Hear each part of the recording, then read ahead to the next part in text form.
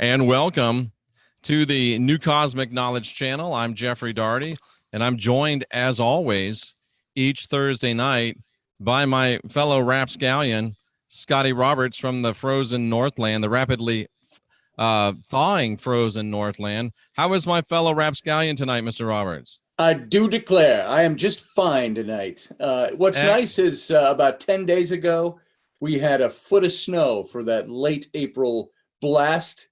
Late winter blast in early April. And now we're pushing 80 degrees. We were up in the 70s today. So excellent. Yes, and April says you got your hair and makeup done. I got my, I wondered about that only because I've been out in the wind today, and so my hair's all poofy. It looks like you've been to wardrobe.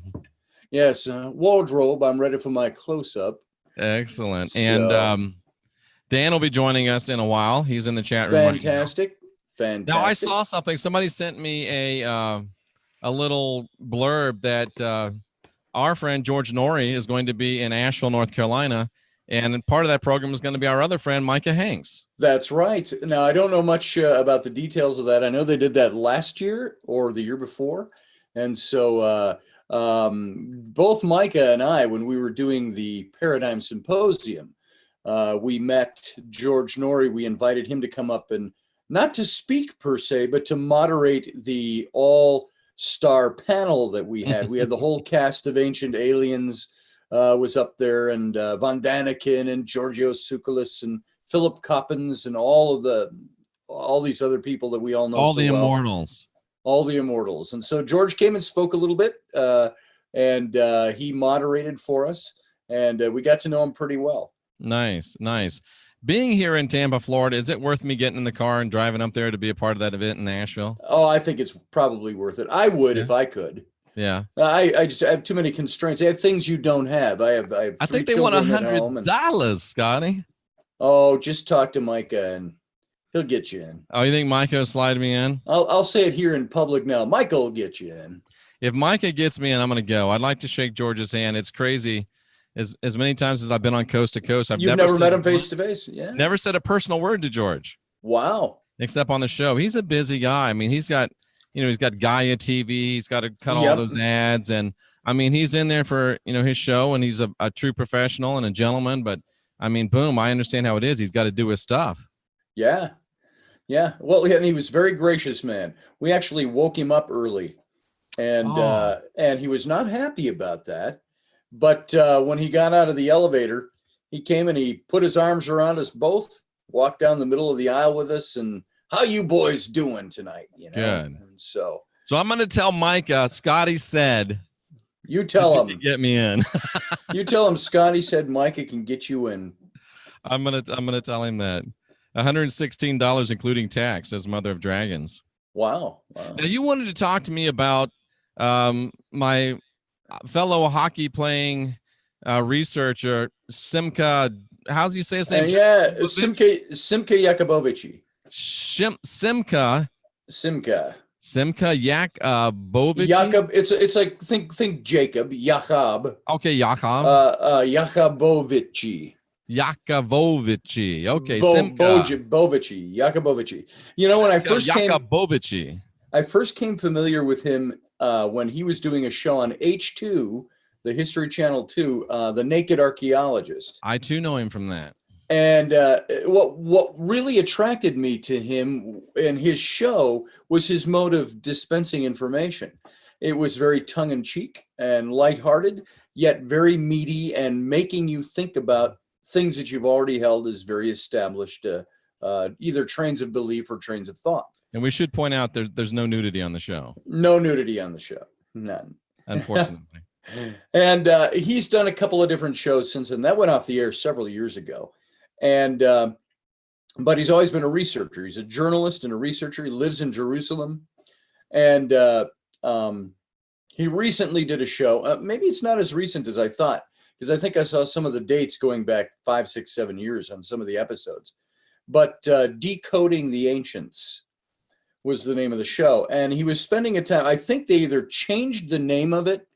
It might have only run 6 episodes, because I've only seen 6 episodes and could only find that. but I saw it as something like Decoding Christianity or something like that. And when you look it up, it's Decoding the Ancients.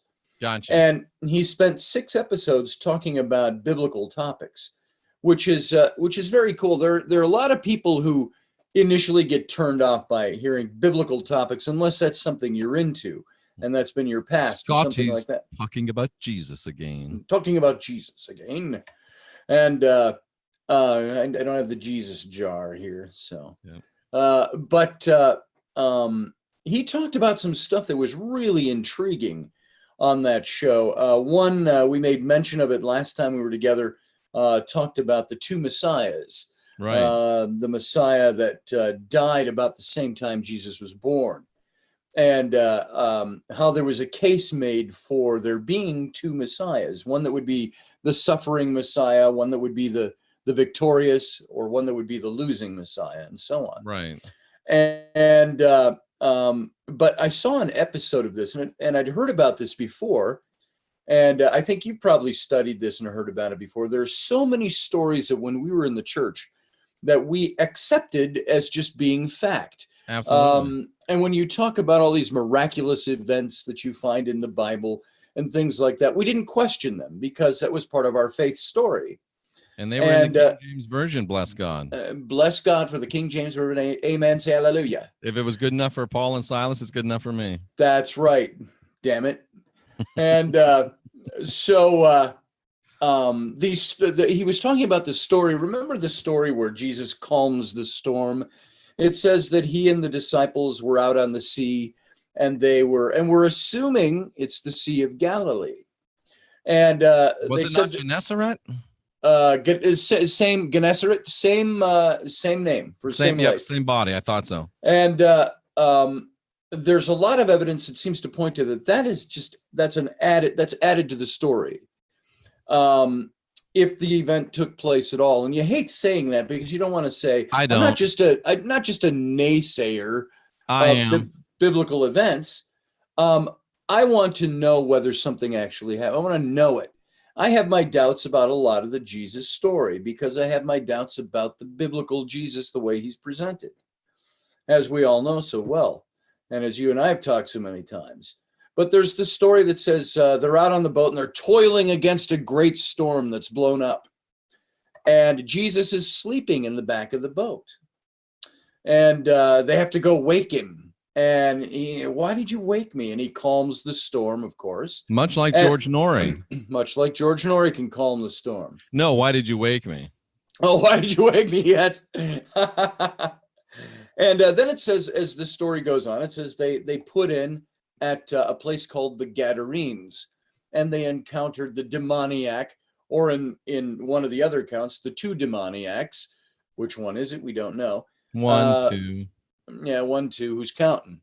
Of the Gadarenes, the man who lived in the tombs in the Gadarenes, and Jesus stills the demon within him, and the demon tells him his name is Legion, and he casts them out, and it says they go into a herd of pigs, and the pigs run off a cliff into the sea. All right, that's the story as we know it. And then the man is clothed and in his right mind. And what's interesting about that story is that, well, first of all, you can get storms on the Sea of Galilee or Gennesaret, and but usually not as big as is written about in that particular account. Right. Also, they talk about the kind of boats that were used historically. Archaeologically, they found a 1st century fishing boat from the Galilee. And they built replicas of it. And you could sleep in the back if there wasn't a storm going on, because it was a relatively small boat. And they've checked out in Shimka's presentation of this, they checked out the 3 different locations that could be the Gadara or the Gadarenes in the biblical account. And one of them is actually called the Gadarenes. But it's some of the settlements there, some of the acclaim to it is much later in history. Things check out, but doesn't check out. Right. There aren't any cliffs close enough to the sea. There aren't even any high craggy cliffs that pigs could not just run down as opposed to over the edge of. Now, granted, geography has probably changed a bit, Mhm. but some of the settlements there have been there for over 2,000 Right. years. And the Greek would allow for pigs running down into the sea as well. Yes, it would. And the other interesting question was the pigs themselves. Right. In Were a they even there? kosher Jewish country, why would they have herds of pigs? Now, there could be lots of commerce reasons. I'm sure Jewish folk in Israel back then, if they had a contract, could certainly raise pigs and sell them. I'm sure Would there's. Jews raise pigs to sell to? Well, it said you couldn't eat them. Yeah, didn't say you couldn't make a So it didn't say dollar. you couldn't make a buck off of them. That's And interesting. I'm not making fun of the Jewish stereotype there. I'm just No, saying commerce is commerce. I'm saying there could be other explanations, but none of the facts seem to work, and none of the Of course, you'd be ports. unclean every time you touched one for like That's 7 true. days, right? Yeah, That's true. Yeah, you can that'd get get a lot of little work old. done that way. That get old. That's where you hired your Syrian employees. Gotcha. So all of these things taken into fact, there is something he brought up. He says, I propose, he says, that this scene didn't take place on the Sea of Galilee. He says, if it took place at all, he says, I think it may have taken place on the Mediterranean, which of course bordered Israel. Right. And he made the point kind of flippantly. He says, if Paul could sail to Spain, why couldn't Jesus? And he made the point that Jesus and his disciples set out for Spain. And there is a place in Spain, if you go past, it's right around where Gibraltar is. There's a place that is called Gadarenes, the Gadarenes. There is. Gadara. There is a place there in Gadara that has tombs, ancient tombs that are nearby. There are a place that has high craggy cliffs right on the shore next to the tombs. And so the name place looks good. The geography or the weather there can be a very stormy part of the Mediterranean. And there is I was going to use the word culture, not a culture. There is a group of people that still live there in that particular city in Gadara that hail back to 2,000 years as being Jewish converts to Christianity. And one of their claims in their church is that Jesus visited them during his lifetime. I got one big problem with this, Scotty. Yeah. Because about 1976, maybe as early as 73, didn't Jesus record the song, Well, I Never Been to Spain? Yeah, I think that was Jesus. Well, it was the king anyway. It was. So, not the King of Kings, Jeff. That's king. right. Just the king. That's where I got just messed the king. up.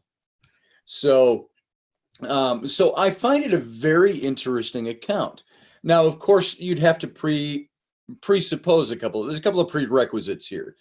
You have to believe that there was a historical Jesus that did some of the things that the Bible stories mention.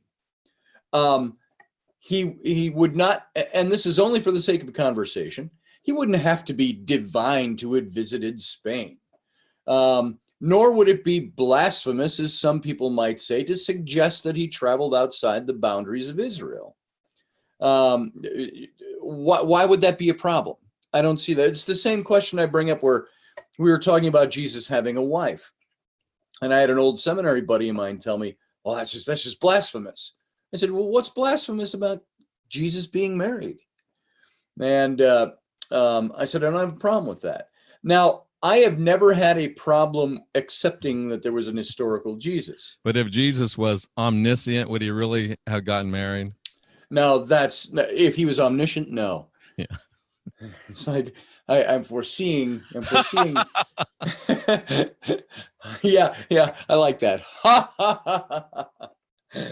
Would any man? Oh my! Question. Oh, ladies, don't get mad at us. We're just having fun at our own expense. We are having fun at our own expense. But I do know, I have a lot of doubt about a lot of the scriptures within the Bible, up to 70%. But one I'm pretty sure of, that's in the book of Psalms. It says, "Better to live on a corner of the road than to share the palace with an upset woman." What did Solomon say? He said, it's far better for a man to dwell in the corner of a rooftop than in a broad house with a brawling woman. That's it. That's the one. There it is. That's the one. So. And Hell hath no fury like a woman scorned. That's Ecclesiasticals 25:7. And that's gospel right there. That's diamond, folks. I got to tell you, there's not dung. That's diamond. And isn't there some red letter edition that asked Jesus was being asked by his disciples if he was married, and he said, "Hell no." So that's Yeah, the something red like letter that. It edition. was something like that. I think it was. Wow. Not to offend anybody. No, I'm sorry that we went down this road. Oh, are you? It was my fault. Oh, it's okay. But I find it an intriguing story. For me, it's very interesting. Why is it I am so drawn?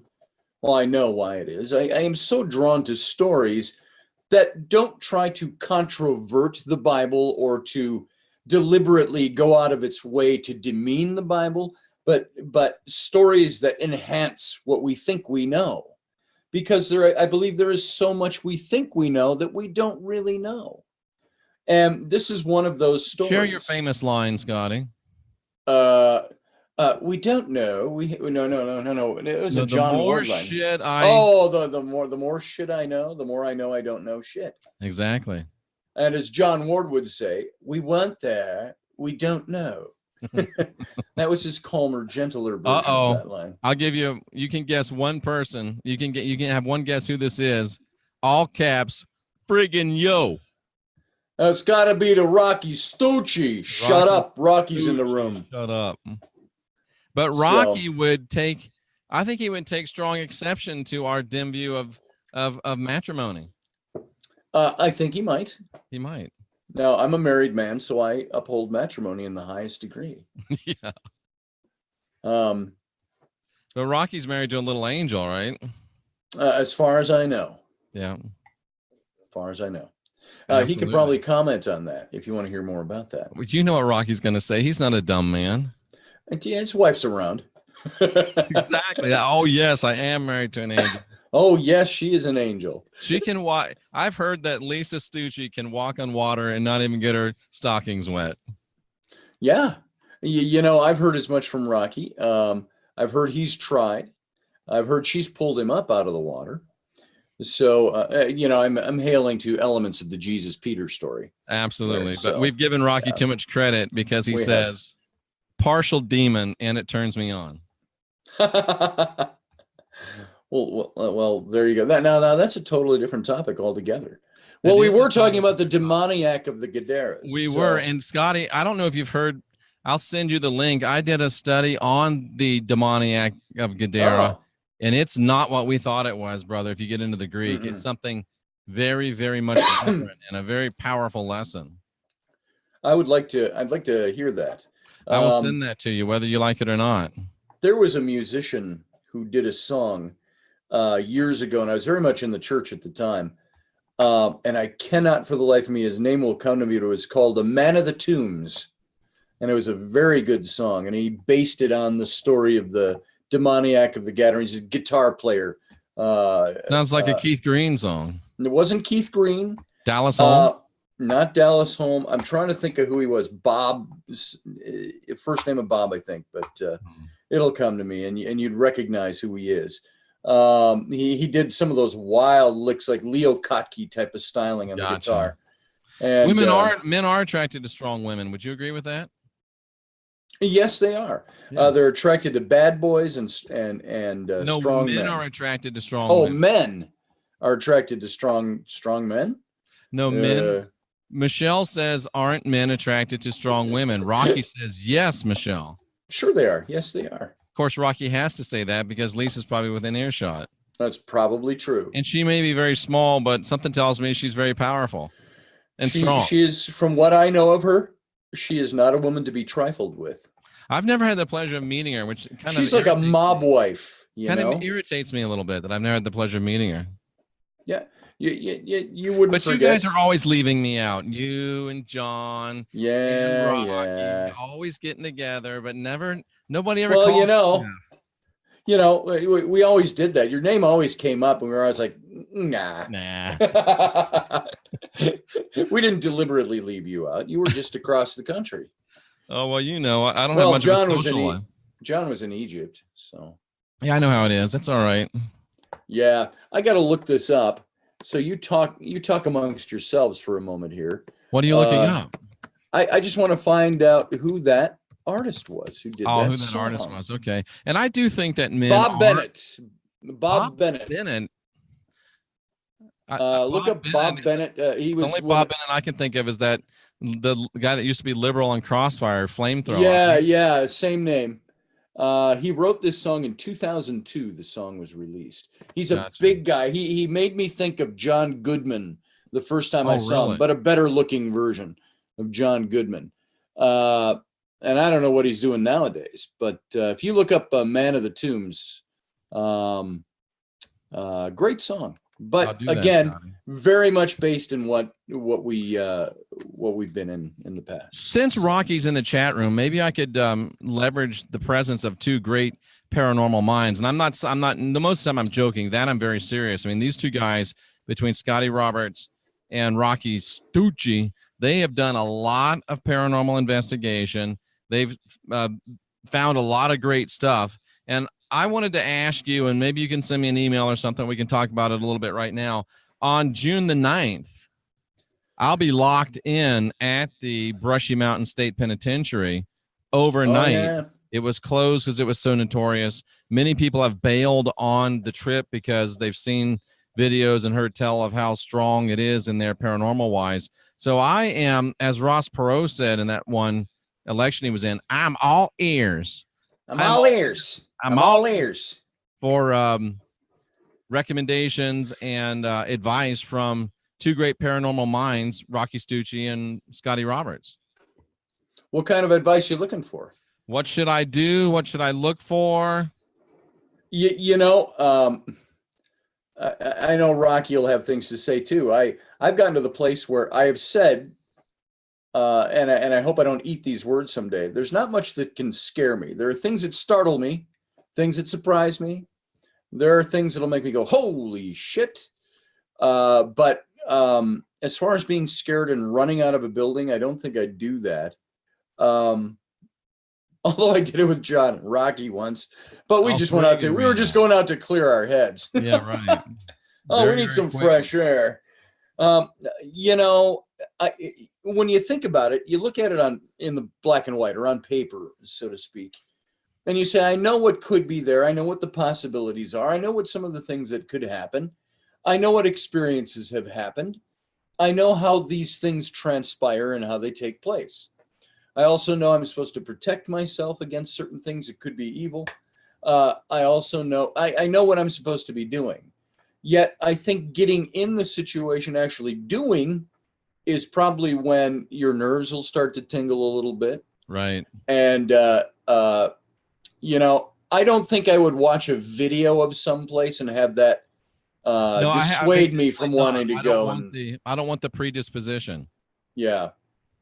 I don't think that could dissuade me from wanting to go see a place, to see somebody else's video on something. Right. I've seen some pretty nappy videos and heard some wild stories of places. And I say, boy, you know, I'd like to go see that. Now, on the other hand, I've had people ask me about demons. Would you be willing to go check out this demonic case? And I'm like, you know, I'd be willing to go check out a house, but when it comes to the demonic, or whatever you want to define that as, the evil, people automatically align demonic with Christianity.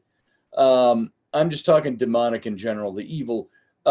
That's something I don't really find I want to mess with too much. Right. Only because I'm not prepared for that kind of thing. I'm not the kind of person who has gone through, if you will, enough training to know what to do if you encounter something like that. Right. I have friends who have been involved in those things. Now, mind you, this was a pastor friend of mine and the assistant pastor. They were assisting in an exorcism once. And this was just the story he told me, the assistant pastor. Well, the pastor was there too. Both friends were sitting around talking. And he said they were part of this. And they said the stereotypical, almost like the movies, stuff was going on. He says the small woman with the huge voices coming out of her that were not her own, other languages, just incredible physical strength. Now, some of these things they say can be, you know, skeptics will automatically say, well, you can explain that away with this, this, and this. At the same time, the one pastor said to me, he says, Scotty, he says, you know what terrified me more than anything? He says, is while I'm there, he says, this woman looks me in the eye and starts listing all my private faults, what I would call, what he said were my private sins, the things I would not want the world to know about me. That's just a good word of knowledge. And well, whatever it is, it completely put him in a state where he said, I don't ever really want to experience that again. And he said it was profound. It was frightening only in the sense that there was somebody that was voicing things that people don't know about me. Interesting. And Rocky is a very smart fellow. He really is. Did you see what he put in the? I did not. I don't have the chat up in front of me. Rocky said, bring a pack of smokes. Don't talk to blinky lights. Put yourself in their shoes and have conversation. Don't ghost hunt, but open up to understand and hear their message. And then I said, why? Yep. Why cigarettes? And then he really blew my mind with this one. He says, cigarettes are the hottest item in a prison and the most sought out. It's an offering of respect. Very true. Rocky and I were at a place where, Rocky, you're out there listening. Do you remember this? We were at the old boys' farm, the ruins with John Ward, out in the forest, and we stopped for a smoke break on part of the ruins of the back steps of this place, and something had uttered through the one of the spirit boxes we had, something about liking cigarettes. Or Rocky said, do you like a smoke? And it said something like, and how? It was an exclamation like Rocky that. says you offered a smoke. We offered a smoke, and we left one burning and said, if you can, here you go. And great idea. So it was interesting that we got that feedback coming back and forth. I'll listen to this, and I believe this. I believe this lady. Delaney Jackson says she was using a Ouija board, which is near and dear to your heart, Scotty Roberts. Oh, yeah. And she said Tupac smoked a cigarette that he put on that she put on the board lit. Oh, interesting. Tupac. I don't know. At least somebody who said he was Tupac. At least somebody who said he was Tupac. Well, you're talking to the guy that just interviewed L. Ron Hubbard, so. Oh, that's true. Are you sure it was L. Ron Hubbard? I asked him a bunch of control questions. I'm satisfied it was. Interesting. And I'm teaming up now with Sandra D'Angelo in more ways than one, but that's another story. But we're doing the ghost walks, and we're going to start doing next week conversations from beyond. And I want to talk to people like L. Ron Hubbard and Manly P. Hall and, even Aleister Crowley and all of these types of people. And she says to me, why are we messing around? Why don't we just talk to the Christ? Why not? Why not? She actually reminds me of Lisa Stucci a bit, even though I don't know Lisa. She does look a little bit like Lisa Stucci. Same build, same height, same feistiness. Same basic overall. Yeah. Has anybody ever tried that? I mean, we're fixing to next week. Seriously. I mean, everybody said, well, you're going to talk to him in prayer. Yeah, but he doesn't talk back to you. Exactly. Do you think if Jesus is who he says he is, that he would talk back to you? Why would Rocky say meow? Probably talking about Sandra D if she looks anything like his wife. Oh, okay. Yeah, I gotcha. So Rocky was being very, what's the Italian word for rapscallion? I have no idea. Rapscalliano. I know consigliere, but it's not that. Yup, that's what he said. Rocky says, yup. Yep. Oh my. How about that? So those were actually very, very good suggestions. And I may take even a couple of boxes, or what are they called? Packs of cigarettes. Yeah. Bring a pack of cigarette or something. A pack of cigarettes. And you would actually, did you just say meow to me? Thinking of that movie. Would you actually light one and say, here, anybody want to smoke? We lit one and set it on the side of the wall. That's a brilliant idea. And said, if you can, take a puff of that, baby. That is a brilliant idea. Next time we come, we'll bring alcohol. We'll bring a flask. I probably would get in trouble bringing a flask, but I might, even though I do not drink any alcohol. And what's interesting as I think about this, Delaney Jackson said a deck of cards. That's actually a great idea. But don't bring a shiv. Yeah, right. When you think about it, I would go back to Memphis and talk to Elvis, but I believe Elvis left.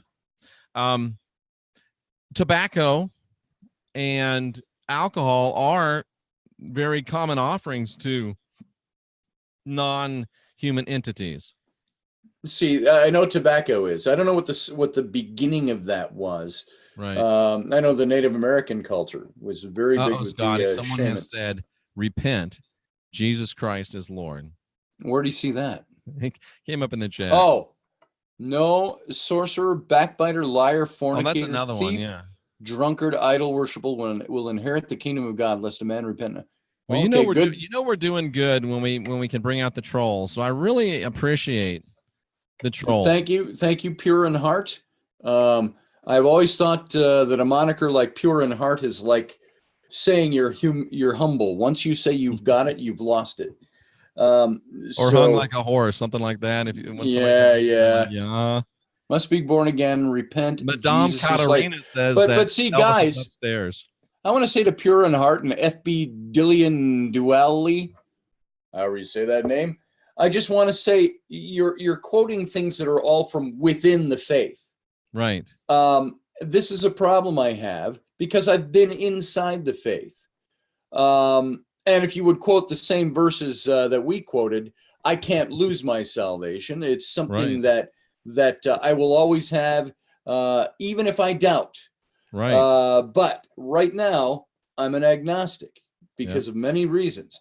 And you're a Baptist. The verses, you're once saved, always saved Baptist, right? Yeah, I was a born again Baptist. That's right. In the ministry and everything. But I will tell you, with these guys that are making these statements, you're making these statements from within the faith. So you give me an argument from outside the faith, something that doesn't take faith to establish that it exists or not. I don't need faith to know that there is a second floor to my house, because all I have to do is walk up the stairs and it's there. I know it's there. I've been there. You tell me that there is something else out there that I can't see or touch, and God has made no effort to make that plain to me. You tell me that there is a hell where the soul is sent, that God sends them there because they have not accepted his son. And it is such an evil, unloving place filled with, or with the love of God absent from it, that lasts all infinity, eternal separation from the love of God. And God has left it to the finite minds of people who can live maybe 70 to 100 years old maximum, to rely on words that were written 2,000 years ago in a scroll by a religion that is contested all the time and has other religions that look just like it with different objects of faith.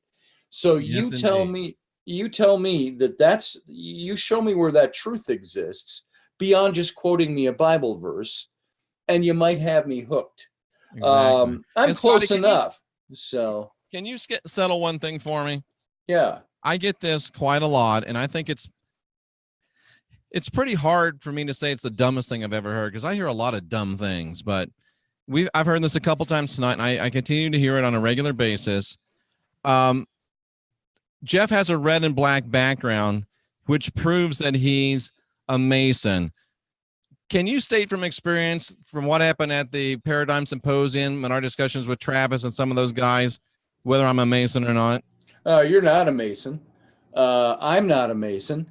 I've never heard from a Mason that red and black signifies Masonry. I know there's blue rooms in Masonry. Yeah, I know that much. Now, see, let me interrupt one thing here. I saw this FB Dylan Dwelly said something about, where was it? He's quoting James. And I want to see if I didn't miss it here. And all I want to say, make the record clear, we were asked to become Masons. We were asked to become Masons. Neither of us have decided to do so, but I do drink out of Mason jars every now and then. I do too. I eat pickles out of Mason jars. Yeah. I'm from the South, you know. Is that like kosher for a Mason? Sort of. But the James passage and you can't be a Mason and all that. If you guys are here for any real discussion, you should shut up for a while and listen. Exactly. Because you're quoting verses that have no bearing in anything other than from inside your faith story. and they're having as much. They're about as intelligent as parrots right now. Right, you're parroting something. Yeah, exactly. But anyway, Polly want a mason. Polly want an apron. Oh, you scurvy dog. Yeah. So anyway, I have a great friend who was a part of the extravaganza of enlightenment that we had here in Clearwater, Florida. I've met this guy a couple times, and I went to a restaurant that he recommended. I won't hold it against him. It was but it was nice ambiance anyway. But Dan from Overwatch Channel, and we'll bring Dan on, and he can just tell us what he has been asked. And I thought with all of us, with our background, Scotty, you're a Bible college graduate, right? I am indeed. Well, no, I actually didn't graduate. Well, you went to. I went through 3 years, dropped out, and then our church started a small seminary, a branch off of Central Theological Seminary, and started one, and Valley Baptist Theological Seminary. And they wanted me on as a student, and they were going to tutor me in the balance of my bachelor's degree, which was about 16 credits or something like that, as well as start my master's, my Master of Divinity. But you have a lot of Bible college experience. You were a Christian for how many years? Oh, I was born again, 11 years old, May 28th, 1972. Nice. Well, I would like to introduce to you, Scotty, and present to others who know who Dan is. They've seen Dan several times on this channel. Dan, say hello to the illustrious rapscallion, Scotty Roberts. Scotty, say hello to Dan from Overwatch Channel. Greetings, Dan. I've got to say, one thing I'm drawn to with you, a fellow Star Trek fan. That's right. Yes, that's true. Hey, look, can you guys hear me okay? We can. Oh, I don't know if you can. I don't know if you can see him back there. Oh yeah, I love your background. Way back. Let's see. I got phasers lined up right there against the wall. And so there's a communicator. I saw the one you have. It's a working one. Mine's just a prop replica sitting up there. Yeah. It's mine. I gotta take my headsets off to do this. You guys are the rich kids. I never got any of that stuff. There it is. Oh, nice. Oh yeah, that's nice. Mine is non-working. Sad to say. I don't even know if I get the sound off of it. Actually, they sell that one on Amazon now. Yeah. These are the old ones. These are got to be about 30 years. There it is. Yeah. There you go. So, yeah, it's got little lights on it, things like that. So. Oh yeah. Cool. I think I had one like that a long time ago. Yeah. I'm really jealous. Oh, you should see my phaser when I take it out, Jeff. That's what you say to all the boys. I have a few of those. Yeah. So, Dan, tell us what is going on with your desires to talk about the Bible, and what do we want to talk about tonight in this regard? Well, first, thanks for having me back on, Jeff, and really nice to be hanging out with Scotty. I'm a big fan of you too. I've watched you guys talk, and it's really wonderful to be here. But I was asked by my subscribers to sort of give like a presentation or my thoughts on the entire Bible. And I just wanted to say I was raised, for anybody who's tuning in now, and Scotty, you probably don't know this, but I was raised through Roman Catholic. I went through from kindergarten all the way to 12th grade. So I had the full treatment. And I really didn't take the religion like overtly seriously, but when I started to research reality, I first went down like that rabbit hole, where you try to I'm told for all my life that this is the one true religion, and I'm not here, like you guys aren't here. Nobody's here to offend any of these people. A lot of Christians are really nice people, but what I did was I started to figure out what was authentic Christianity. So I read the entire Bible cover to cover. I had to do it 4 times before I figured out what the hell was going on. And it took a long time to process all that information. And of course, you go to the apologists and all this other stuff. But let me just try to give you a rundown in about 5 minutes of the entire book. Take your time. And then you guys fill in what you think, or what your Okay. All right. So just to decompress the whole book, you have problems at the very beginning and at the very end, where Christians themselves will constantly debate whether or not there are two creation accounts or just one. At the end of the book, there's the post-tribulation crowd and the pre-tribulation crowd. And then you have everything in the middle. And when you step back and you take it all in, basically at the beginning, you have a condition where they basically describe humans, being Adam and Eve, as two people created without the knowledge of good and evil. Now, there's two ways to look at that. One is that they were just like every other creature on the planet. It's like your dog eats your newspaper. He's not evil, right? He doesn't, they just, you can't be mad at a shark for eating a human. They're not being evil. They're just doing what they do. I just attribute evil to my dog. Right. But Dan, don't bring up cats clawing up a beautiful attaché. Oh my God. Well, my dog, she ate $120. Just about. She ate $120. She just ate it. Yeah. Oh. But anyway, that's offensive. I mean, you get upset, but as a dog lover, I'm not going to stay mad long. And I know the dog's not being evil. It's just, that dog doesn't. And so you can look at it that way, or you can look at it as, if people don't know the difference between good and evil, that's the very definition of criminal insanity. So you can't hold anybody accountable if they break a rule, because if there's a difference between being crazy insane, like a serial killer, they're still not criminally insane because they know what they're doing is wrong.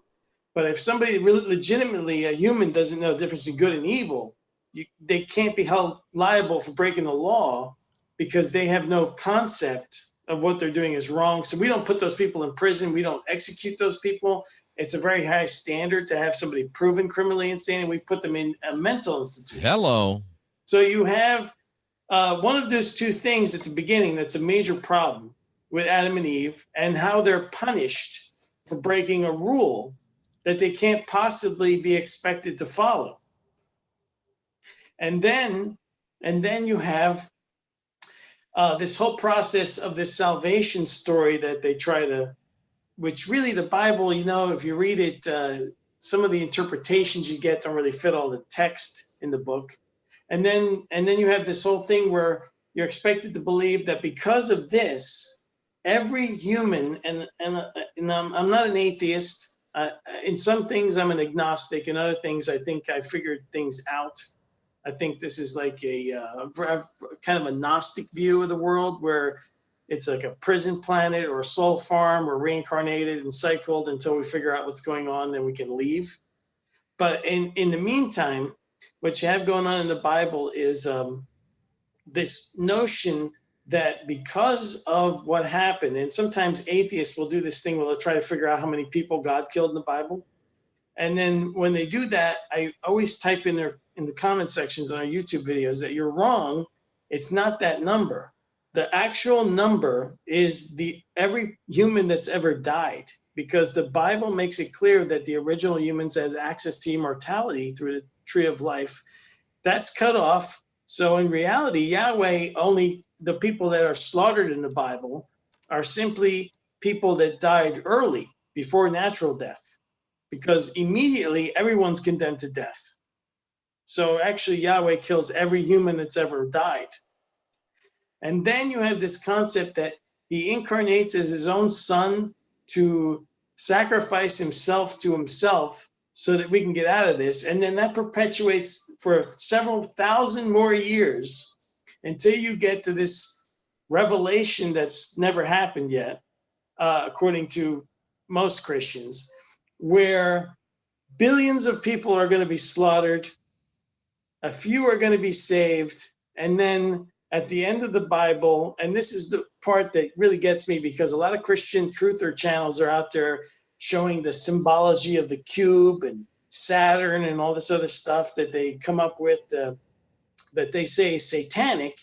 And then at the end of the Bible, the Christians that get saved, the elect, get to live in a cube in the New Jerusalem, which is literally the cube city of gold, transparent gold.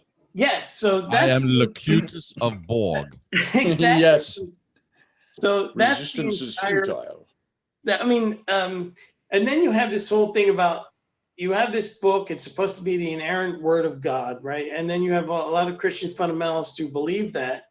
And then they need to go to apologists to have everything explained to them. And it's like I told you once before, Jeff, it's like this. The Bible, therefore, is the owner's manual for reality, is what they're telling us. And I can tell you that humans wrote my car manual. I don't need people to explain it to me. If I can't understand the book, it could literally get me killed if I don't take care of the car properly or drive it in an unsafe manner. So they give you a nice book when you buy a car that's like the car's Bible. Here, take this. It's been laid out in a way so anybody can understand it. And then they expect you to believe that the book that's supposed to be the inerrant word of God, the owner's manual for the universe, doesn't make any sense, and they need an army of apologists to explain it to everybody. Well, that's my take on the whole Bible. That's something that always bothered me about biblical teaching, even when I was into it neck deep, was that it seemed to me that there was so much in it that needed explanation. There was nothing there written to the common mind. And when you thought you stumbled upon something that was written to the common mind, or the common comprehension, I should say, you had somebody else coming along and saying, well, it's kind of, we're changing that up a little bit. There's something a little different about that. Now, it's like when you said, and so God took human form to sacrifice himself to himself. It's that kind of this circular logic there that says, okay, how does that work? Well, there's a Trinity. Now, yes, the Trinity came in before that, but the ancient Jews had no Trinity. The ancient Jews had no devil in the way that we define him. But Christianity, which is an offshoot of Judaism, did. And so those were the kinds of questions, as simple as that is. Those are the kinds of things that open up a floodgate of questions about everything else. Why is it so damn confusing? Why is it so damn hard for people to say, oh, it's easy to come to Jesus? Well, no, it's really not. Because coming to Jesus is easy. You can come to Jesus from a guy like Jeff standing on an apple cart on a corner saying, repent and be saved. Were you there?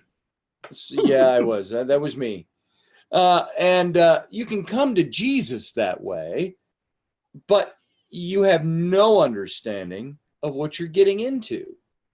And once you start unraveling Scripture, as Jeff does every day, unravels little bits and pieces of Scripture along the way and builds a whole case, hundreds of thousands of hours worth of study. Once you start unraveling that, you find how much of it doesn't really go together.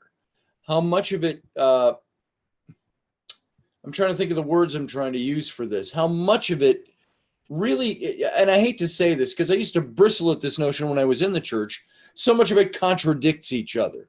There's so much contradiction in the Bible, and we used to bristle against that. And we'd find ways to justify what was said. But when you start studying and you start looking into the languages, you start parsing it all down, you start finding out that, wait a minute, it's not written to the common person because it doesn't say the same thing when you go back to the language or you parse it or you dissect it, and you find out, wait, this is not saying what the English Bible says it says, or the German Bible or the French Bible or whatever. So I'm right there with you. And all of this from a God that says that he's not the author of confusion. Not, but of sobriety and a sound mind. Yes. It's even better than that. I almost forgot to mention this. And you have like this whole definition from the Gnostics of what their demiurge was, which they really thought was Yahweh. And then when you look in the Bible, and what is it, Isaiah 45:7 is where God himself is quoted in there and practically describes himself with the very definition of what you would think a demiurge would be like.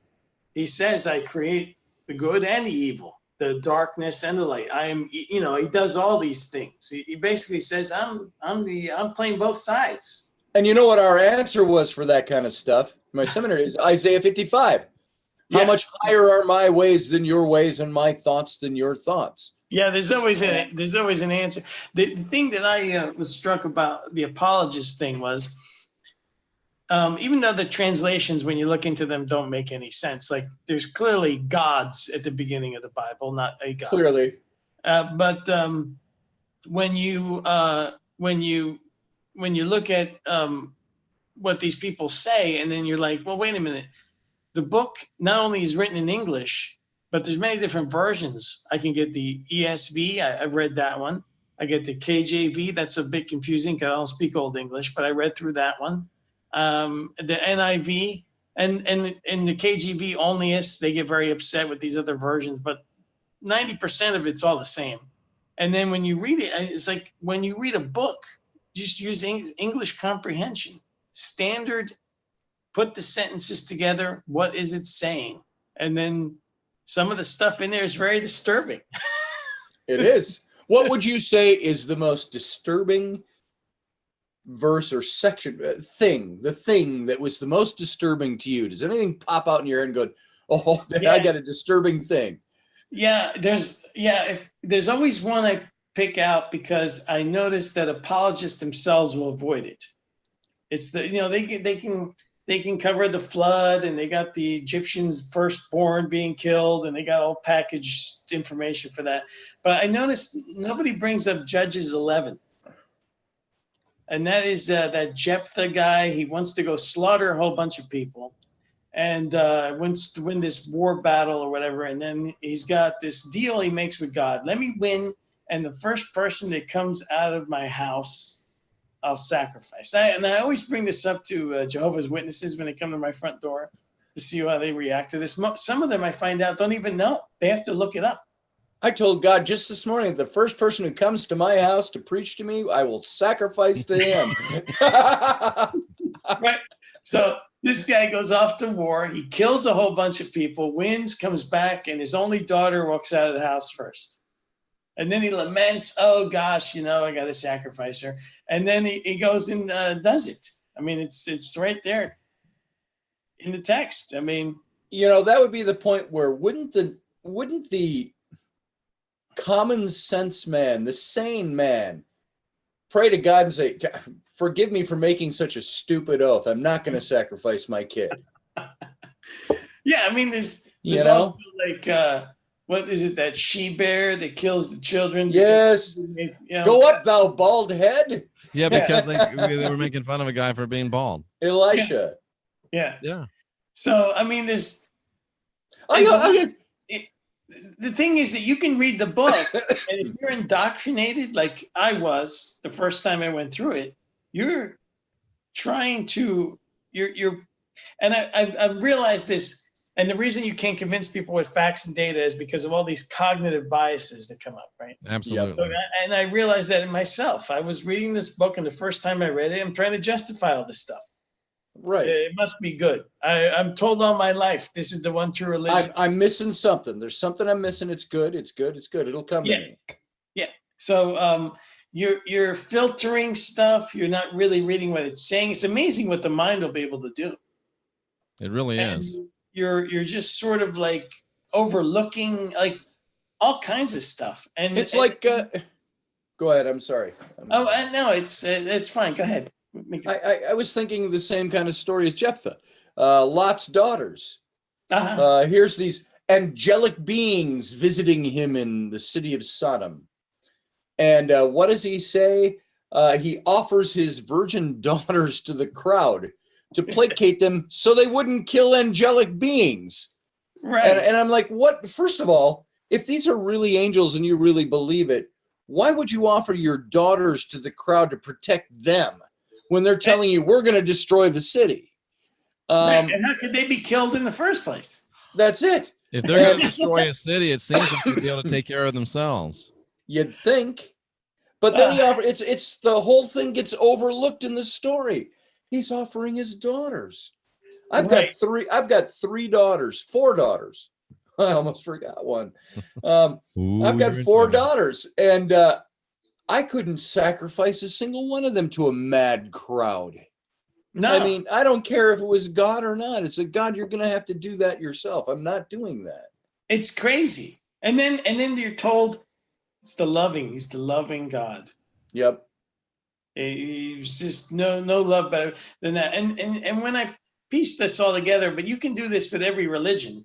I find that, you can deconstruct all of them. And I think it's like a menu option. If you notice, the one philosophy that is at the bottom of the barrel, the most suppressed philosophy, and the reason why people like, you got stupid videos on YouTube on how not to make pancakes I got millions views. And Jeff, really, you should have a lot more than 13,000 subscribers.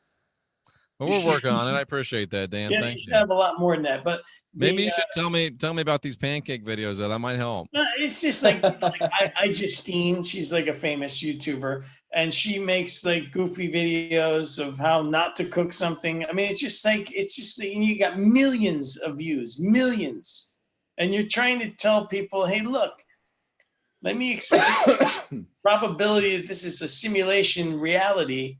And then if enough people woke up to it, it would probably collapse. Yeah. Next week on the Consequential Rapscallions, I'm going to eat a Tide Pod and Scotty's going to snort a condom. Now that would get billions of views. You might crash YouTube. There it is. You might crash YouTube if you did that. And then there's going to be a brief message at the end in a collection. That's right. Oh, my.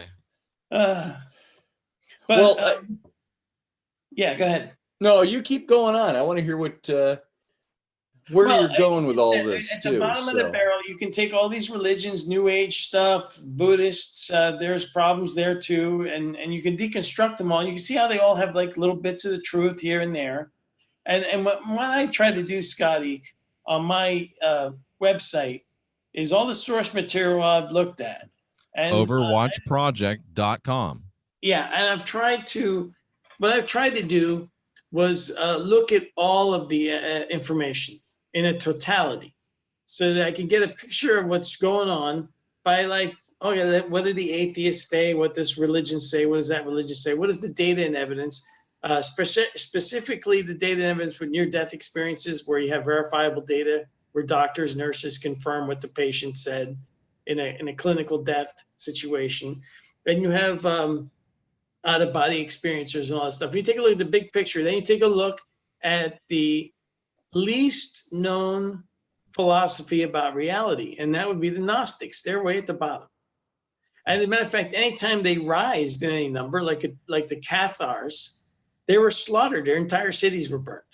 And Dan will join us next week to juggle kittens.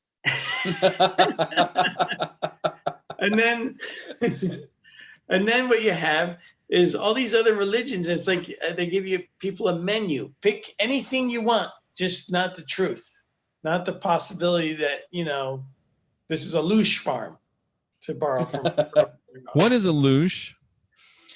From Robert Monroe, as out-of-body journals, where he there's this part in his second book where he's shown basically a creation of what he later thinks is Earth. And the creator was trying to make life forms that would produce loosh. And eventually, by putting a divine sparks in these beings, and when they get emotional, fearful, lonely, this loosh material is produced. And they eat it. Yeah, they eat it, or they needed it for something. Robert Monroe never knew what it was for, just that it was incredibly valuable. and it depressed him for weeks. In his book, in his second book, he said after that he was depressed for weeks. He didn't know what to think about it. And then, just like a lot of these other people, they come up with this erroneous conclusion that, well, it's all about love. It's all positive, don't you see? We're kept ignorant of reality. We're recycled through reincarnation over and over again, memory wiped. We're told it's a learning experience, which is the most ridiculous thing I can think of. And for anybody out there right now that thinks that reincarnation isn't a thing, there's no evidence, University of Virginia Perceptual Studies Division, there is an entire... Dan, could you repeat the school? It got muffled a little bit. The University of Virginia Perceptual Studies Division, and that is linked on my channel on the links page. There's all kinds of stuff linked there. That's all the source material. The amount of information that they have collected at University of Virginia about reincarnation is astonishing. And there's some videos on my channel that talk about it. I have some clips from like scientists that said that they thought it was a joke, and then when they really looked at all the evidence, there's one clip I have on there. I don't know where the video is right now, but the guy says it's crazy not to believe in it when you find out all the data about it. And then you have to try to explain it. You know, why do people get reincarnated? Why does that happen? And then you have all these explanations from religions that believe in it, and then you have the religions that don't believe in it, tell you it's not true. You have the atheists who don't want to believe in anything, and then you have all these different versions. They keep telling you it's all about love, it's all about learning, and I'm like, how can you learn anything if you're born with amnesia and you have to start over again? That is not learning. There anything. It is. Well, apparently your soul in eternity is what's learning. And now that does bring up a question that I've always had. It's not a big pressing question. It's not one that I'm seeking the answer for per se. But I have wondered, why do we have to die in order to go on to what our real soul is all about? What's the purpose of a physical life? What's the purpose of having a physical life that passes you on to a spiritual life? I've never quite understood. I get the concept. I get the idea. I understand the religion behind it. I understand. What I don't understand is why it exists. Why was it made that way? Why do I have to live a physical, flesh and blood, corporeal life and do certain things in that life in order to experience certain things in that spirit life, which we don't know anything about? We can speculate all we want, but none of us really knows what it's really like past the doorway of death. Because we've been brain wiped before we come back. Well, that's it. We've been brain wiped. So like Dan just suggested, how the hell are we supposed to learn anything with our brains wiped? And let me ask this question.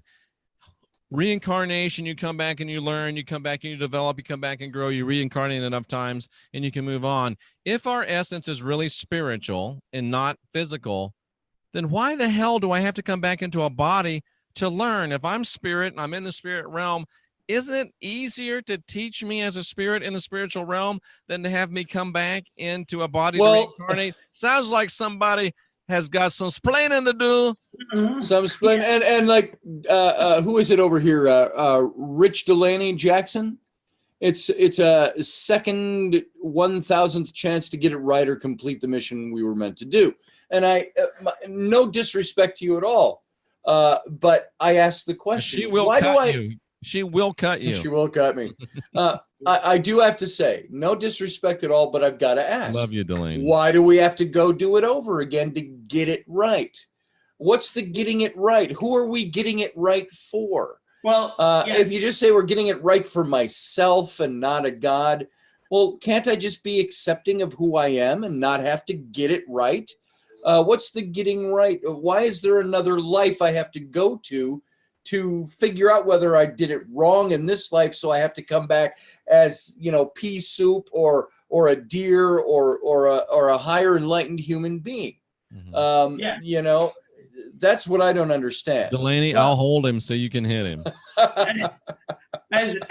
I'm a big gamer, right? So I've experienced some gaming with consoles and on computers. Sure. And if you look at a lot of the theories of reality from scientists that now start to come to the conclusion that the whole universe is acting like a simulation, then and you look at your body as an avatar, and you're sort of just plugged into it, and then you realize that, you realize that it does behave like a game, but like a game that is either broken because we constantly put back into the game without being able to easily get out, or it's some kind of prison or trap or like a soul farm.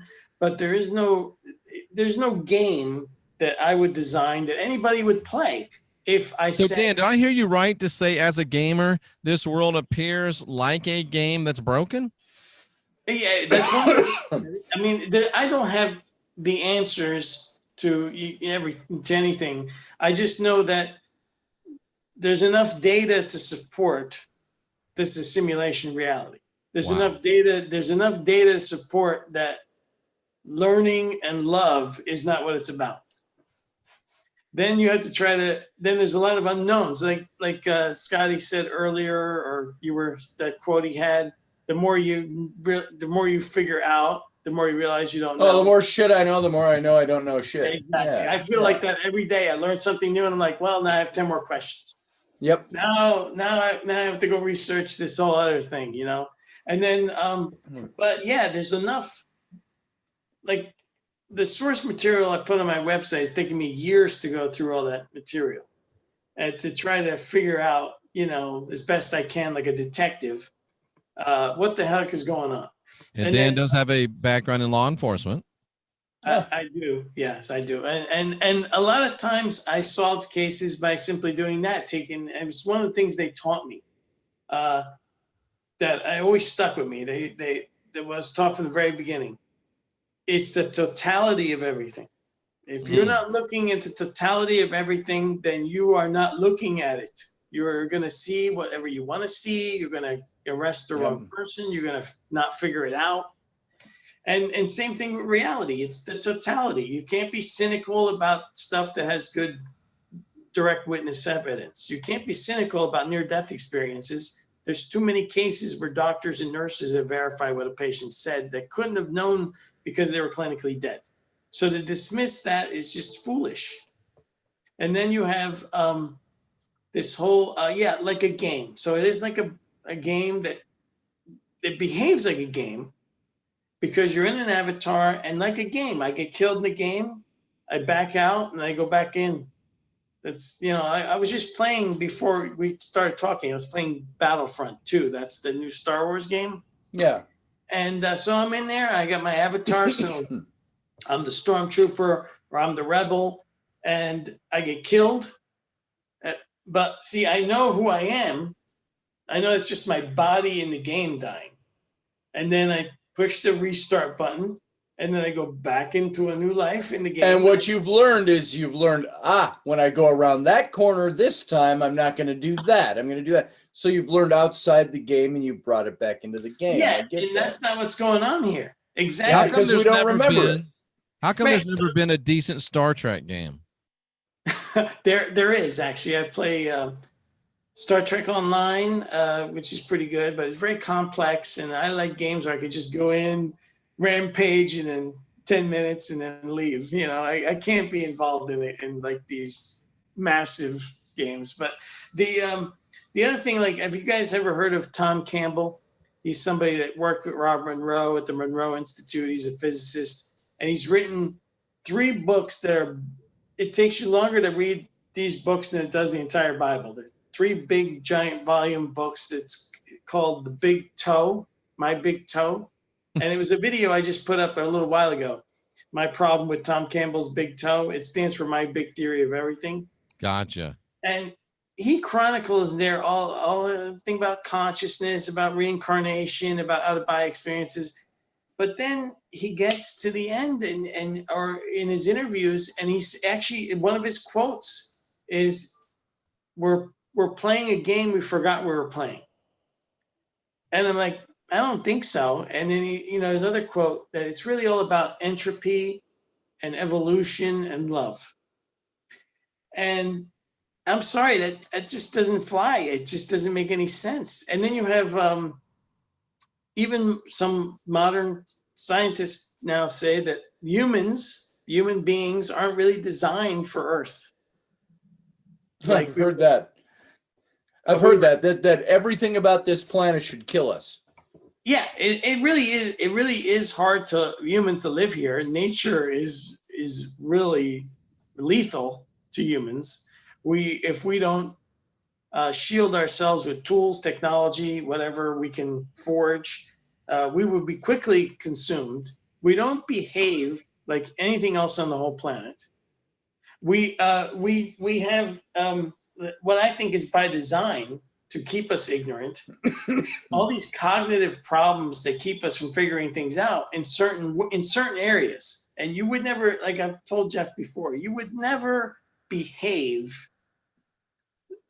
in mass. Human beings behave oddly when it comes to politics, religion, any kind of social construct.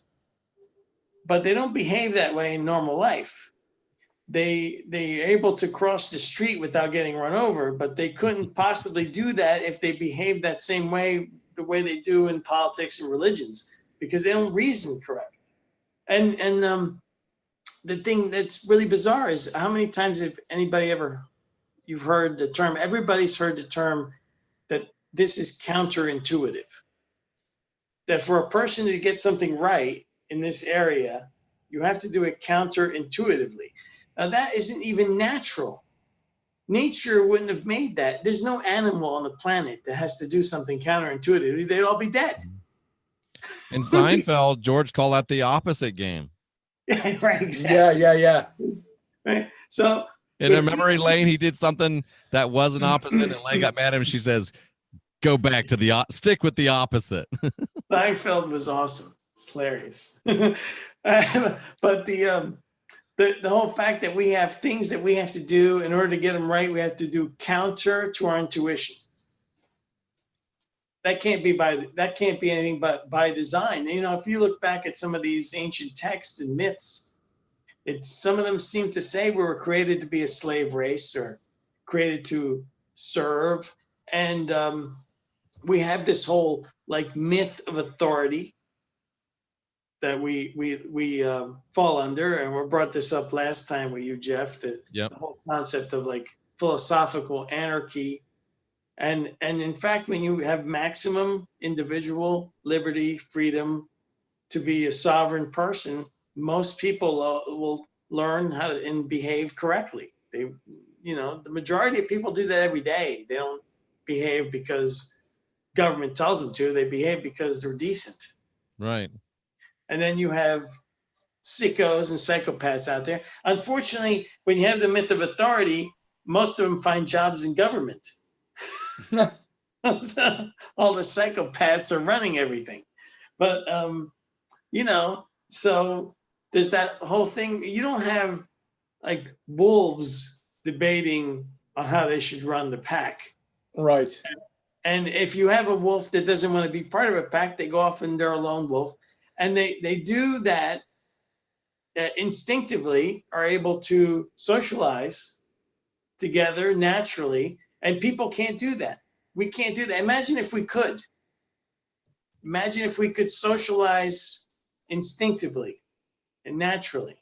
We're almost like a race without any instincts.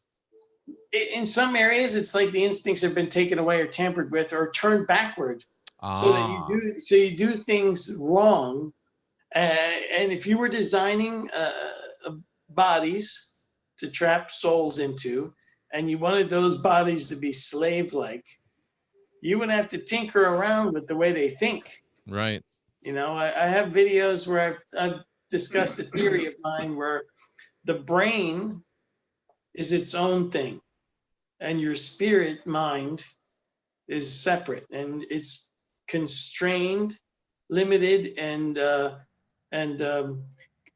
influenced by the brain. So the brain is basically limiting your consciousness. It's a limiter.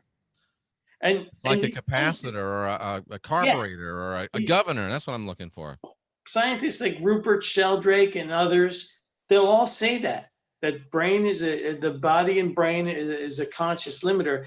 And I'm like, yeah, and don't you guys see a problem with that? If it is limiting us, why is it limiting us? And y'all know they messed up NASCAR when they brought in them governors.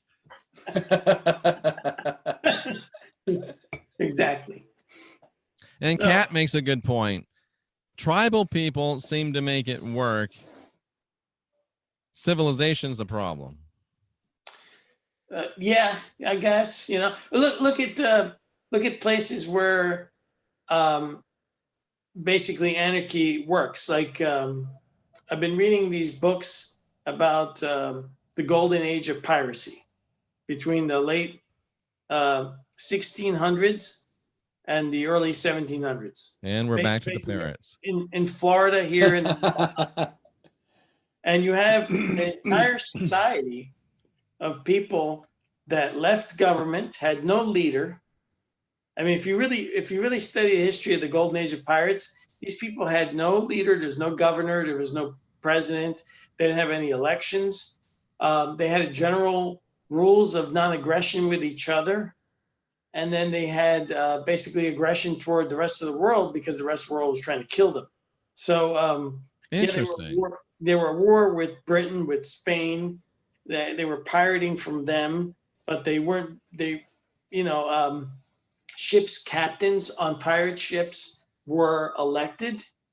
They had authority because the crew gave it to them. Because they needed somebody to make decisions for everybody in battle.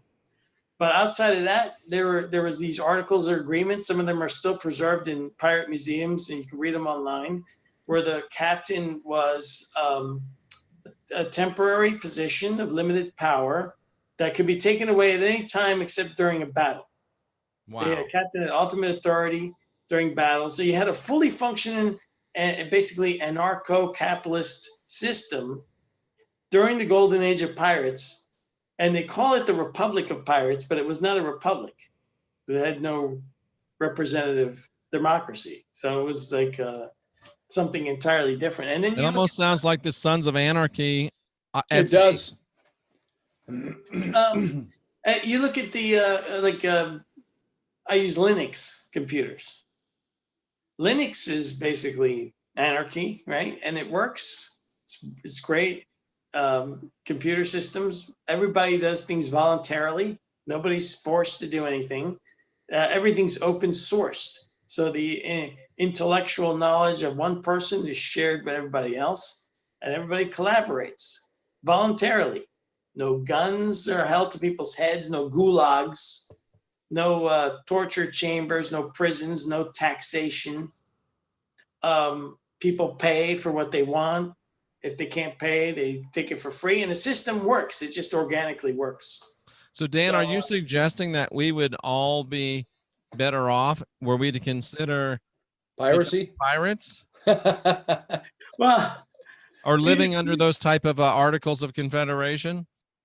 And articles of confederation or some type of what anarcho-capitalists call non-aggression principle, where force is only justifiable because their philosophy is we're not giving you a perfect world. We're simply giving you a world where everybody's free and equal. Gotcha. And it's not like communism, which doesn't ever work because the only way that works is through a central authority. And then more like libertarianism. Dan, how ruthless were pirates? Were they really the vicious killers that they're portrayed to be? And I learned some shocking stuff. Please share that. For example, Blackbeard. Everybody's heard of Blackbeard. Now, he was called Blackbeard because he did have a big black beard and he had like scary eyes. So he was described as having like, I guess, bloodshot eyes or piercing eyes.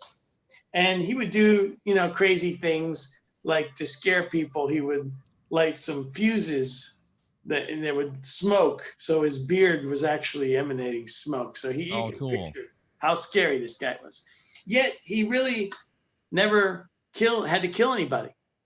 See, he used psychological warfare. He spread rumors about himself As a matter of fact, there's a whole story about Blackbeard. I think off the Carolina coast, South Carolina.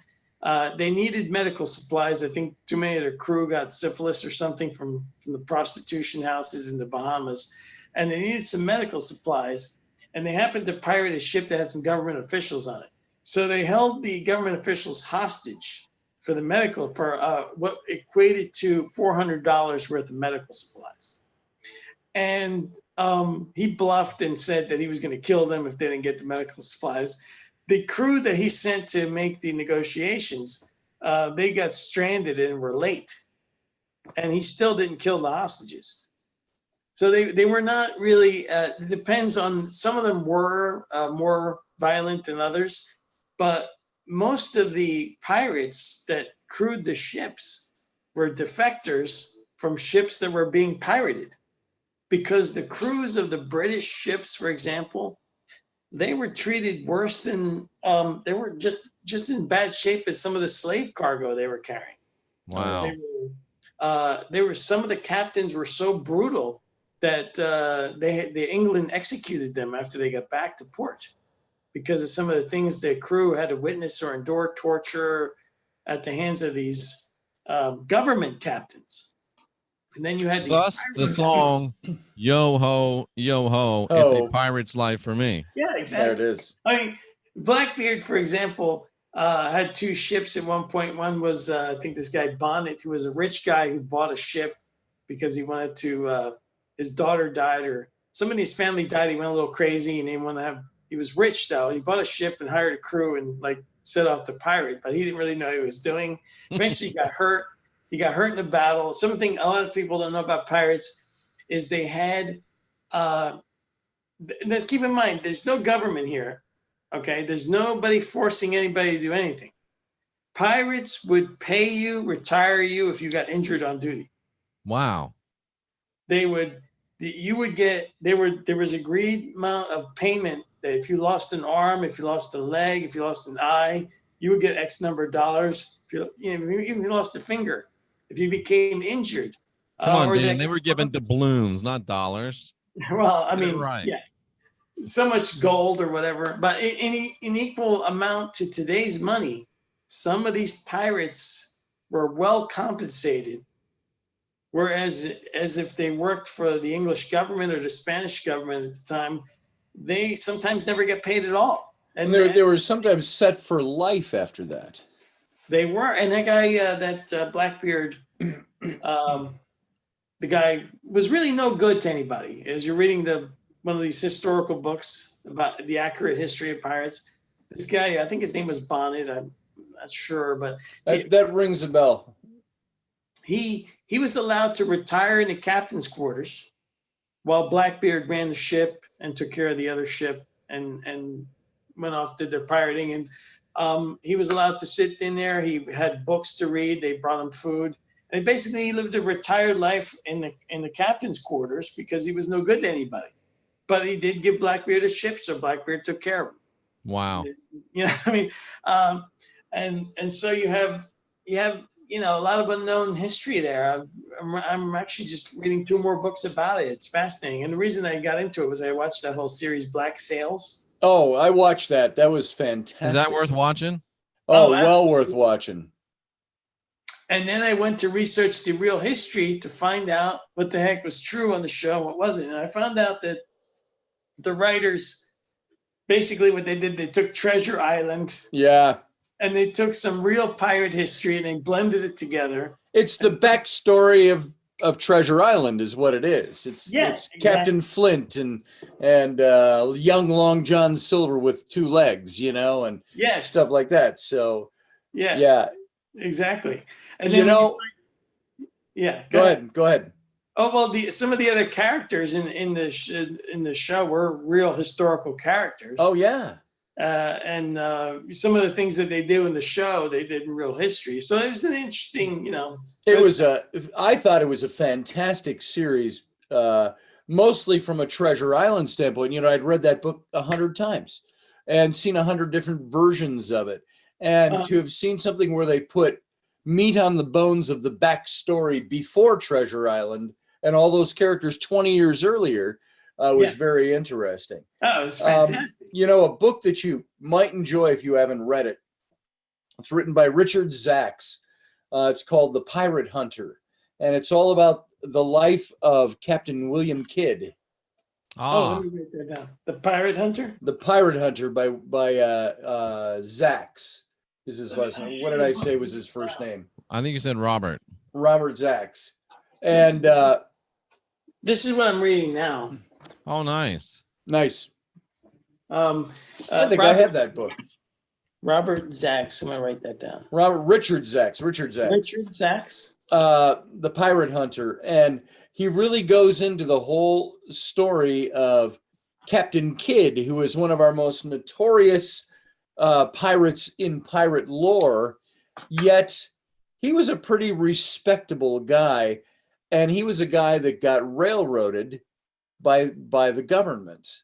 He went into a deal with 4 investors. One of the investors was a silent investor, and it was pretty well established that it was the king himself of England. And he got pretty railroaded at the end there. He was in the late 1690s, 1695 to 97, I think.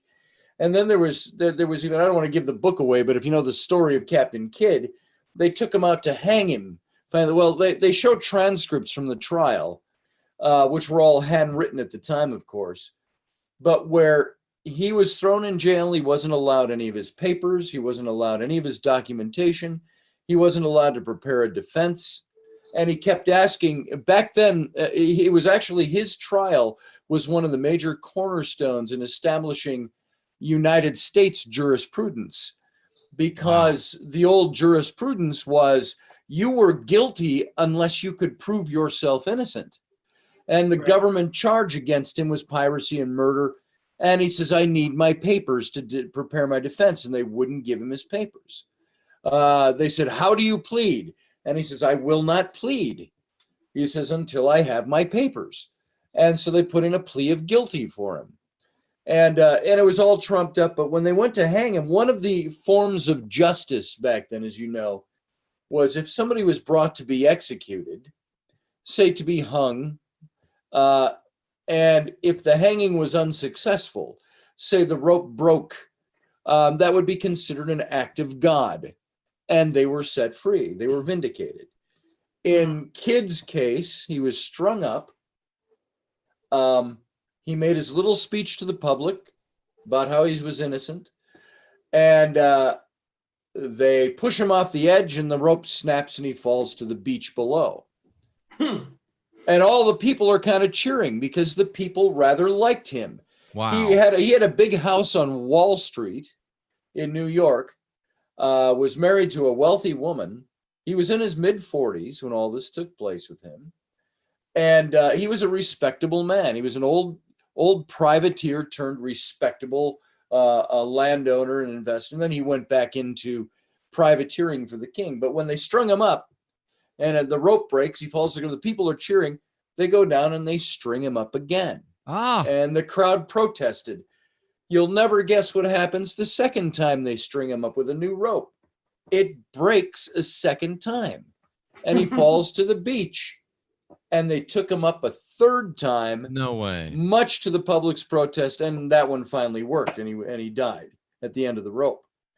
But an interesting story of this man. And of course, this is the story where Oak Island comes in too, because of all of his treasures. Supposedly, he kept telling Bellamont, the governor of I want to say New York, that his treasure was out there somewhere. And that was, I think, the bargaining chip he had. And he eventually was just railroaded enough through. And it was and it's a great story. Yeah, and it's a story during that high seas golden age of piracy, the late 1690s. Amazing stuff. So, I know Dan has a procedure that he's going through tomorrow. Yeah. And I think this might be, with this great story, a great place to wrap this up. Dan, tell us where people can find out more about your information and find your videos, as well as your blogs and the great compilation of information you have out there. Well, everything's at overwatchproject.com. There's a navigation bar on top that'll take you to my YouTube channel. I have a minds.com account now, and I recommend anybody that's sick of Facebook, time to go to minds.com. Check that out. I just canceled my Facebook. Yeah, Minds is so much better. They don't care what you're doing on there as long as you're not illegal. They don't care. Gotcha. They don't side one way or the other with politics or anything like that. So you're free to express your opinions, and nothing gets algorithm and censored that way. So that's good. And yeah, that's about it. So just check that out. And I just post stuff all there. It's not all about, I post stuff up there about pirates, about all kinds of stuff on mine. So That's cool. Computer stuff, all kinds of stuff. So Scotty Roberts. If someone would like to learn about you and what you do, and you're great, by the way, graphic design and other work of that nature, where would they find you? You just go to my website of my name. It's my full name, ScottAlanRoberts.com. And Alan, I always have to spell it A-L-A-N because there's 20 ways to spell Alan. So ScottAlanRoberts.com. You can see all about my junk there, or I'm on Facebook. You can find me there. Yeah, and I love the all the pictures you have on your site. I went to. Thank you. Some cool. I love your hat. Thank you. That's that one hanging up there. I got a couple of others that are one. I wore that one out. That's my Humphrey Bogart hat. I wore a little hole in the crown. I'm a big fan of like film noir. Yes. And that I actually want to try to pull this look off with the hat. I have to plug my friend John Penman. He's a retired firefighter. He was disabled about 11, 12 years ago. And I say retired, he's younger than I am. I think he's around 40 to 42 years old, somewhere in that range. But most people are younger than you are now, Scott. Most people are nowadays. He, in his spare time after he was disabled, he was a big Indiana Jones fan. And so he started learning how to make the Indiana Jones fedora. And he learned from some of the old masters who made them for the movies, the old guys, and learned some techniques. And he has probably the most exacting Indiana Jones replica fedora you'd want to buy. And he hand stitches all of these. And down to what they called the Indy turn. When Harrison Ford when they were going to bash his hat he tried it on, and then he turned it a little bit. And the bow, which normally sits over the ear, moved over the left temple. And so, you'll see that in his recreations. And then the hat there, that's my his replica of the fedora award by Humphrey Bogart. It's called the Casablanca. And that's my favorite hat. And I made the mistake of pinching it at the crown when I put it on and off. And that hat's been around the world with me. I see.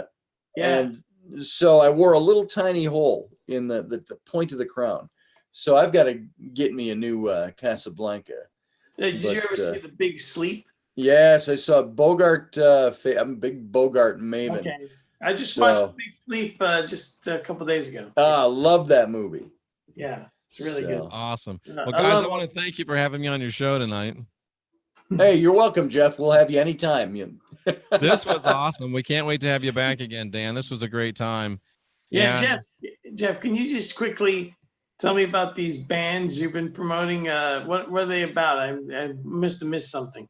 Well, about, I guess maybe 6 months ago, I think Jennifer Collins told me about this guy named Halo, and he had these magic bands, make you, feel better, run faster. They're called Mystech, and I was very skeptical, so I set out to kind of disprove him.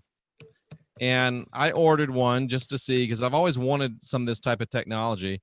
I ordered one, and he sent me 5, which was a really an indicator of his the way he does business. And I put them on, and at the time I was sleeping about 6 hours a night.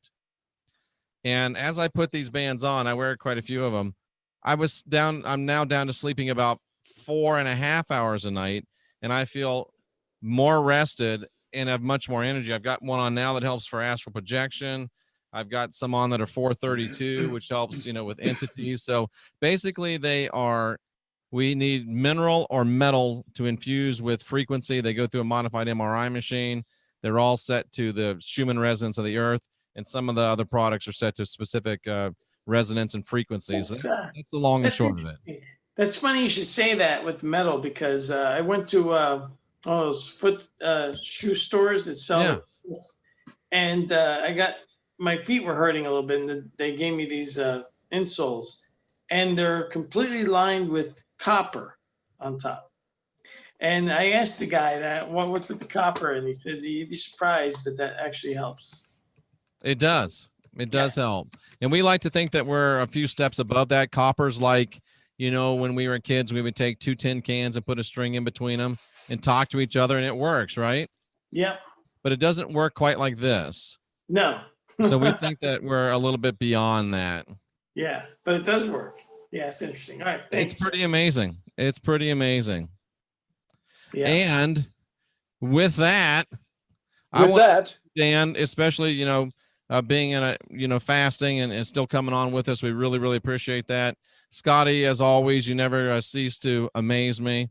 And it was just a pleasure to be with both you gentlemen, and of course with all the rapscallions in the audience. And Scotty, I think we should make it official that Dan should be an honorary rapscallion. Absolutely. Thank you. So Dan, we hereby dub the honorary rapscallion. That's fantastic. Thank you. How is your southern drawl, sir? I'm from Jersey, so it's not going to get much more than this. You have to work on that. Guys, I am worn out. Scotty, I know we usually talk. I was dead before we started. I'm going to give you a left-handed salute, and I'll give the rest of the people a right-handed salute. And, what a great show. Thanks for being here, Dan. We got to have you back again real soon. To all of you in the chat room, much love and appreciation for real. For you two gentlemen, 2 great friends. It's a pleasure to be and an honor to be with you. Fun to be here tonight. Thanks. Bye, Jeff. Bye. All Good right, to hang with you, Dan. Yeah. And we'll see y'all again next week as the consequential rapscallions rise again. I do declare.